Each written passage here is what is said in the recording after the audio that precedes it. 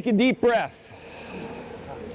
You are about to start a test to see where you stand. Hi, I'm Neil Henderson here with the Sufferfest and Apex Coaching, and we are about to see if our athletes here with Suff Camp have the right stuff to stick around and join the World Cycling Center. There are some norms here amongst world-class athletes and what it takes. Your goal today is to just see how close or far away you are from that. So I've just done a quick 5-minute warm-up just to get my legs warmed up after our very, very late night flight into Geneva last night. I'm going to make some excuses already. So 5 hours sleep, about up all day, walking around London yesterday. Anything else? Anything else I can think of? It's summer, I don't know. Maybe that's an excuse. But I don't really have many excuses, to be honest. I'm in not too bad shape, but we'll have to see what happens when the numbers come back out. In order to do this test effectively, you have to give maximal efforts 4 different times. 2-second maximal sprints, which are looking at peak neuromuscular power and that explosiveness. Third effort is then a 30-second max effort again, which is looking at anaerobic capacity, kind of how deep can you put yourself in that hurt locker. And I'm gonna finish up with a 4-minute max aerobic power test, kind of power at VO2 max, and that kind of your aerobic ceiling. And that gives us a really good idea as to what levels of power that these guys are operating at throughout their kind of physiology, really, from their anaerobic kind of sprint sources up here, high power outputs, and then it decreases obviously as they go into the longer 4-minute all-out effort. So the nature of that profile, the kind of steepness, the levels of that profile tells us a lot about them as individual riders. So do they have a really good endurance base? Are they an endurance-based rider with great aerobic abilities? Or are they really an all-out sprinter with very high peak power outputs, but a big drop-off when it comes to the 4-minute all-out? They're doing well. They are warming up right now, getting ready for this test. There's a nice progressive warm-up that we have, and then the test, again, it's the exact same procedure. It'll take a little under 30 minutes from start to finish for the test after about a 15-minute standardized warm-up. So let's see, 1 minute and 40 seconds. We're gonna let you rest a little. Yeah. And then 4 efforts. Lovely. 6-second sprint. If you screw it up, you get to do it again. Oh, do it better. what a treat. 30 seconds. It potentially might be the longest 30 seconds of your life. Yep. Followed by a little recovery and then a 4-minute effort, which might feel closer to 4 hours in the last minute or so. Yep. I want to see the best of you. Right. You're starting kind of like a full cup, and I want you to empty the last drop out at the end of that 4-minute. Melting the nothing plastic. More. Yeah, if you lay down, it's okay once you're done. Good. Not before then. Right. So what kind of riding do you do? I'm not much of a racer, but like I like to go away on a few training camps and stuff like that just to make sure I stay in shape more than anything. I run quite a lot as well, so I'm much of a winter runner. Okay. Summer cyclist. Okay. Fair weather. Very good.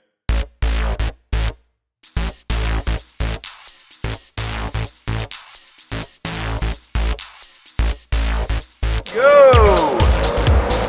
And you're gonna get a countdown here. 5, 4, 3, 2, 1. Go! More! Come on! Sprint! Up! More! Come on! All the way! Go!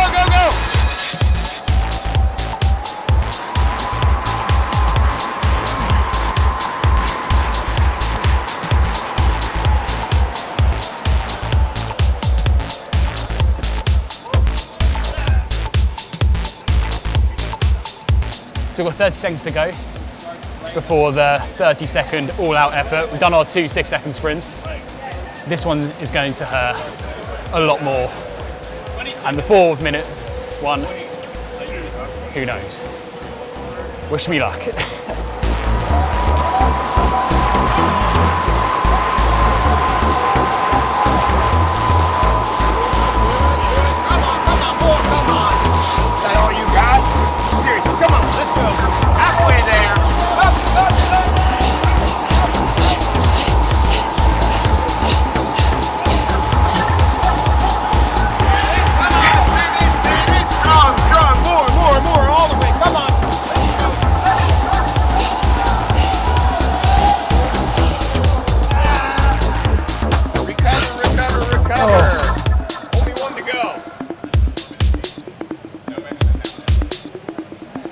just got my breath back from that 30-second effort.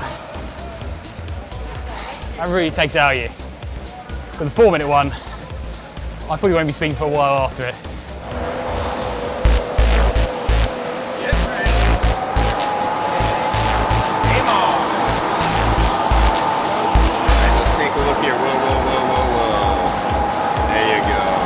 Think of like 350 as exceptional. Good. You got 3 minutes and 43 seconds to go. So that last test is basically a 4-minute long test, and we're looking at kind of that upper limit of aerobic ability, or if you do it in a lab, we would measure how much oxygen and CO2 you're basically consuming and expelling to get your VO2 max. We didn't do the gas exchange here, but we were kind of looking at that maximum power at VO2 max in something like a 4-minute effort like that. So it tells us that who has, to some degree, a genetic strength in that.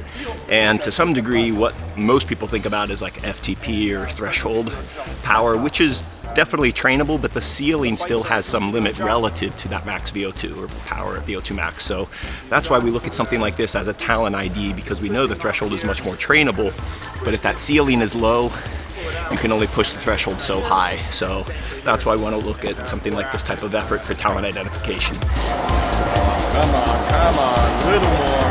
Yes. Don't let that average drop. Come on. Look at that. You're over halfway. Come on, don't let that average drop.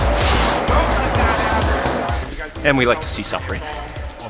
We want to see how deep somebody can go, because that's another part. I mean, it hurts pretty much from, if you're doing it right, maybe 60 seconds in, 90 seconds at the most. And you want to see who can handle that pain and create that effort and sustain it and not just bail out. There's no easy ways to do that. So it's a little bit of a psychological evaluation too.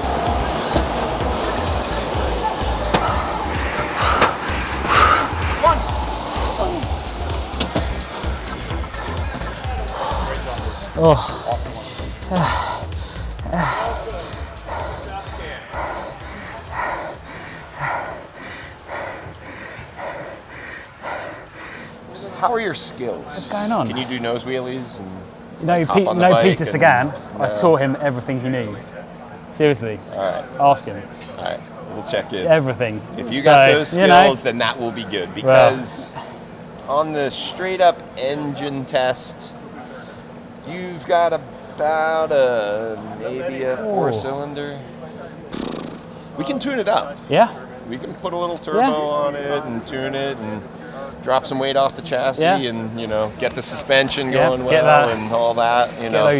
It's a little bit of work we can do, but we can't get you to a V10 level. That's okay. Well, I think we may have uncovered and saved you some time and energy potentially that you're going to look towards maybe management within the pro company. Scouting, maybe. Possibly. Scouting, not me. Possibly viewership. Yeah. Yeah.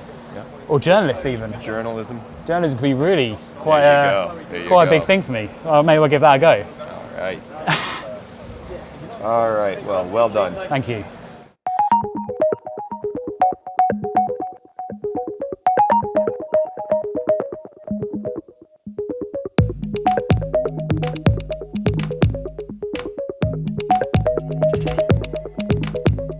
So the testing's over. I finally cooled down, stopped sweating at last.